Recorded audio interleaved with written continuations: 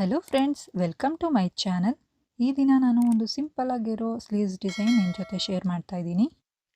ಇಲ್ಲಿ 8 ಇಂಚು ಸ್ಲೀವ್ ಉದ್ದ ತಗೊಂಡಿದ್ದೀನಿ. ಈಗ ಎರಡೂ ಕಡೆ ಕೂಡ ಇದೇ ರೀತಿ 8 ಇಂಚಿಗೆ ಮಾರ್ಕ್ ಮಾಡಿಕೊಂಡು ಒಂದು ಸ್ಟ್ರೈಟ್ ಲೈನ್ ಹಾಕ್ಕೋಬೇಕು. ಈಗ ಆರ್ಮ್ ಡೌನ್ಗೋಸ್ಕರ 3 ಇಂಚ್ ಮಾರ್ಕ್ ಮಾಡಿದ್ದೀನಿ. ಈ ರೀತಿ ಸ್ಟ್ರೈಟ್ ಮಾರ್ಕ್ ಮಾಡಿಕೊಂಡು ಈಗ arm hole round divided by 2 ಈ ರೀತಿಯಾಗಿ ಇಟ್ಟು ಮಾರ್ಕ್ ಮಾಡ್ಕೋಬೇಕು. ಮತ್ತು 1.5 ಇಂಚ್ ಮಾರ್ಜಿನ್ಗೋಸ್ಕರ ಇಲ್ಲಿ ತೋಳಿನ ಅಗಲ ಪ್ಲಸ್ 1.5 ಇಂಚ್ ಮಾರ್ಜಿನ್ ಈ ರೀತಿ ಸ್ಟ್ರೈಟ್ ಲೈನ್ ಹಾಕಿದ್ಮೇಲೆ 2 ಇಂಚಿಗೆ ಮಾರ್ಕ್ ಮಾಡಿಕೊಂಡು ಈ ರೀತಿಯಾಗಿ ಸ್ಲೀವ್ ಶೇಪ್ ಕೊಡಬೇಕು. ಈಗ ಇಲ್ಲಿ ನಾನು ಮಾರ್ಕ್ ಮಾಡಿರೋ ಪ್ರಕಾರ ಸ್ಲೀವ್ಸ್ನ ಕಟ್ ಮಾಡ್ತಾ ಇದ್ದೀನಿ. ಹೀಗೆ ಈಗ ಇಲ್ಲೊಂದು ಕಟ್ ಮಾಡಬೇಕಾಗತ್ತೆ. ಈಗ ಮೇನ್ ಪೀಸ್ ಮೇಲೆ ಇಟ್ಟು ಈ ರೀತಿಯಾಗಿ ಕಟ್ ಮಾಡ್ಕೊಂಡಿದ್ದೀನಿ. ಈಗ ಇಲ್ಲಿ 1 ಇಂಚಿಗೆ ಮಾರ್ಕ್ ಮಾಡಿ ಅದಕ್ಕೆ ಸೆಂಟರ್ಗೆ ಫೋಲ್ಡ್ ಮಾಡಿ ಮಾರ್ಕ್ ಮಾಡಿ ಇಲ್ಲಿಂದ 1/2 ಇಂಚಿಗೆ ಮಾರ್ಕ್ ಮಾಡ್ಕೋಬೇಕು. ಈಗ ಈ ರೀತಿಯಾಗಿ ಶೇಪ್ ಕೊಟ್ಟು ಈ ಸ್ಲೀವ್ಸ್ನ ಕಟ್ ಮಾಡಬೇಕು. ಇದು ಫ್ರಂಟ್ ಸೈಡ್ ಬರುತ್ತೆ. ಈ ರೀತಿಯಾಗಿ ಈಗ ಮೇನ್ ಪೀಸ್ ಮೇಲೆ ಇದನ್ನು ಇಟ್ಟು ಸ್ಟಿಚ್ ಮಾಡಬೇಕಾಗತ್ತೆ.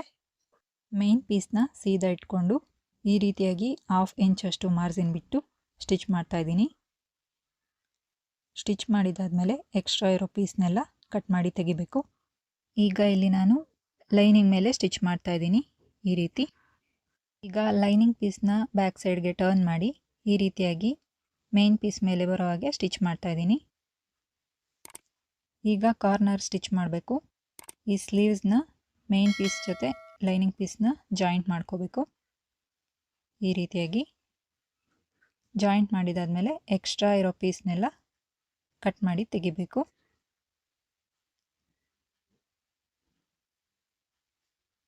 ಹೀಗೆ ಇದನ್ನೆಲ್ಲ ಕಟ್ ಮಾಡಿ ತೆಗೆದ್ಮೇಲೆ ಈ ರೀತಿಯಾಗಿ ಸೆಂಟರ್ಗೆ ಕಟ್ ಮಾಡಬೇಕು.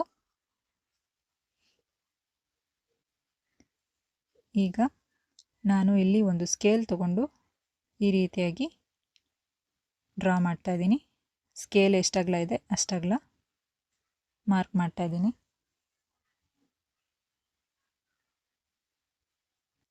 ಈಗ ಇಲ್ಲಿ ನಾನು ಕಾಂಟ್ರಾಸ್ಟ್ ಕಲರ್ ಪೀಸ್ ತಗೊಂಡು 3 ಇಂಚು ಅಗಲ 3 ಇಂಚು ಉದ್ದ ತಗೊಂಡಿದ್ದೀನಿ.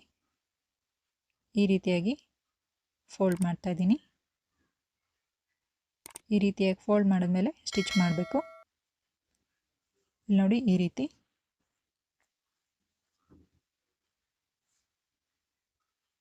ಹೀಗೆ ಸ್ಟಿಚ್ ಮಾಡ್ತಾ ಇದ್ದೀನಿ. ಈ ರೀತಿಯಾಗಿ ನಾನಿಲ್ಲಿ ಪ್ಯಾಟರ್ನ್ಸ್ಗಳನ್ನ ರೆಡಿ ಮಾಡಿಟ್ಕೊಂಡು ಮತ್ತು ಎಕ್ಸ್ಟ್ರಾ ಇರೋ ಪೀಸ್ನೆಲ್ಲ ಇದರಲ್ಲಿ ಕಟ್ ಮಾಡಿ ತೆಗಿಬೇಕು. ಹೀಗೆ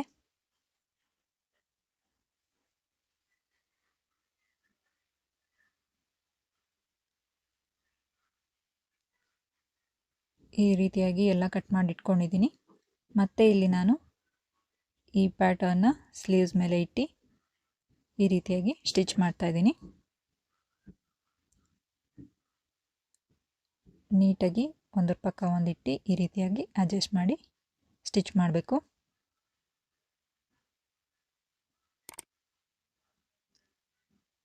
ಈ ರೀತಿಯಾಗಿ ನಾನು ಒಂದು ಸೈಡ್ ಇರೋ ಪ್ಯಾಟರ್ನ್ ಎಲ್ಲ ಅಟ್ಯಾಚ್ ಮಾಡಿದ್ದೀನಿ.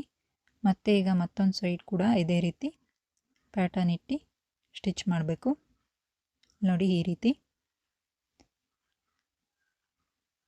ಇಲ್ಲಿ ಪಾಯಿಂಟ್ ನೀಟಾಗಿ ಕನೆಕ್ಟ್ ಆಗೋ ಹಾಗೆ ಇಟ್ಟು ಈ ರೀತಿಯಾಗಿ ಸ್ಟಿಚ್ ಮಾಡಬೇಕು.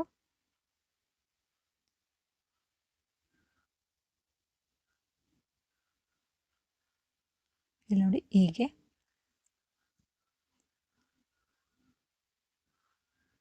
ಇನ್ನೂ ತುಂಬ ವೆರೈಟಿ ಆಫ್ ಡಿಸೈನ್ಸ್ ನಮ್ಮ ಚಾನಲಲ್ಲಿದೆ. ನೋಡಿಲ್ಲ ಅಂದರೆ ನೋಡಿ ಸಪೋರ್ಟ್ ಮಾಡಿ ಫ್ರೆಂಡ್ಸ್. ಮತ್ತು ನಾನಿಲ್ಲಿ ಲೇಸ್ ತೊಗೊಂಡಿದ್ದೀನಿ, ಗೋಲ್ಡನ್ ಕಲರ್ ಲೇಸು. ಈಗ ಗೋಲ್ಡ್ ಕಲರ್ ಲೇಸ್ನ ನಾನು ಇಲ್ಲಿ ಅಟ್ಯಾಚ್ ಮಾಡ್ತಾ ಇದ್ದೀನಿ. ಈಗ ಇಲ್ಲಿ ನಮಗೆ ಎಷ್ಟು ಉದ್ದ ಬೇಕಷ್ಟು ಉದ್ದಕ್ಕೆ ಸ್ವಲ್ಪ ಪಾಯಿಂಟ್ ಅಷ್ಟು ಬಿಟ್ಟು ಕಟ್ ಮಾಡಬೇಕಾಗತ್ತೆ. ಯಾಕೆಂದರೆ ನಾನಿಲ್ಲಿ ಕೆಳಗಡೆ ಕೂಡ ಲೇಸ್ ಅಟ್ಯಾಚ್ ಮಾಡ್ತೀನಿ.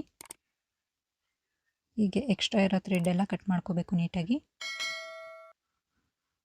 ಇಲ್ಲಿ ಸ್ವಲ್ಪ ಪಾಯಿಂಟ್ ಅಷ್ಟು ಬಿಟ್ಟು ಈ ರೀತಿಯಾಗಿ ಸ್ಟಿಚ್ ಮಾಡಬೇಕು. ಡಬಲ್ ಸ್ಟಿಚ್ ಮಾಡ್ತಾ ಇದ್ದೀನಿ. ಈಗ ನಾನು ಕಾರ್ನರಲ್ಲಿ ಕೂಡ ಈ ರೀತಿಯಾಗಿ ಲೇಸ್ ಅಟ್ಯಾಚ್ ಮಾಡ್ತೀನಿ. ನೋಡಿ, ಹೀಗೆ ಕಾರ್ನರಲ್ಲಿ ಮೊದಲಿಗೆ ಅಟ್ಯಾಚ್ ಮಾಡ್ಕೋಬೇಕು.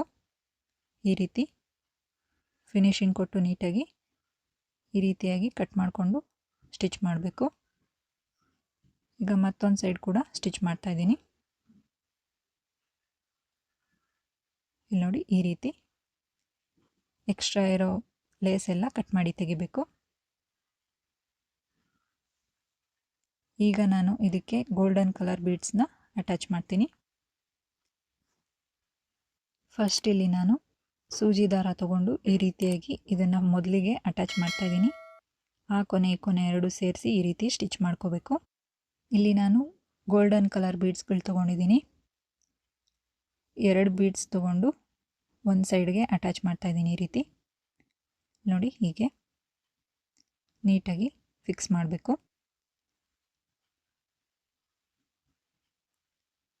ನೀವು ಇದಕ್ಕೆ ಯಾವ ಕಲರ್ ಬೀಡ್ಸ್ ಕೂಡ ಹಾಕೋಬೋದು. ಹೀಗೆ ಡಬಲ್ ಸ್ಟಿಚ್ ಮಾಡ್ತಾ ಇದ್ದೀನಿ, ನೀಟಾಗಿ ಫಿಕ್ಸ್ ಆಗಲಿ ಅಂತ. ಮತ್ತು ಇದನ್ನು ನಾವು ಹಿಂದೆ ಸೈಡಿಂದ ನಾಟ್ ಮಾಡಿ ಸೆಕ್ಯೂರ್ ಮಾಡಬೇಕು. ಈ ರೀತಿಯಾಗಿ ಎಲ್ಲದಕ್ಕೂ ಇದೇ ರೀತಿ ನಾನು ಗೋಲ್ಡನ್ ಕಲರ್ ಬೀಡ್ಸ್ ಹಾಕಿ ಸ್ಟಿಚ್ ಮಾಡಿದ್ದೀನಿ. ಮತ್ತು ಇಲ್ಲೂ ಕೂಡ ಮೊದಲಿಗೆ ಈ ಪ್ಯಾಟರ್ನ ಫಿಕ್ಸ್ ಮಾಡಿ ಈ ರೀತಿ 2 ಬೀಡ್ಸ್ ತೊಗೊಂಡಿದ್ದೀನಿ. 2 ಬೀಡ್ಸ್ ಹಾಕ್ತಾಯಿದ್ದೀನಿ. ಈ ರೀತಿ ನಾನು ಈ ರೀತಿಯಾಗಿ ಫಿಕ್ಸ್ ಮಾಡ್ಕೊಂಡಿದ್ದೀನಿ.